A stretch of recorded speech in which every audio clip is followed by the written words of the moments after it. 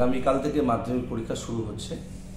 আমরা উত্তরবঙ্গ রাষ্ট্রীয় পরিবহন নিগমের পক্ষ থেকে উত্তরবঙ্গ জুড়ে মোট 51টি স্পেশাল পরীক্ষা সার্ভিস আমরা চালু রাখছি ছাত্রছাত্রীদের সুবিধার্থে।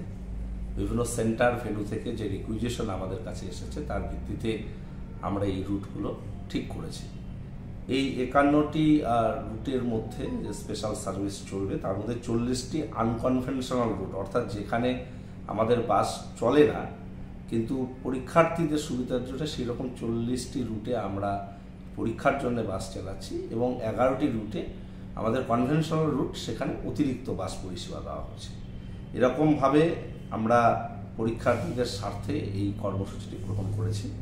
তারা সরকারি যে ভাড়া রয়েছে সেই ভাড়াতেই যাওয়া আসা করবে। কারো যদি ভাড়া দিতে অসুবিধা থাকে সেক্ষেত্রেও আমরা বিষয়টি সহানুভূতির সঙ্গে দেখবার জন্য আমাদের কন্ডাক্টরদের নির্দেশ দিয়েছি।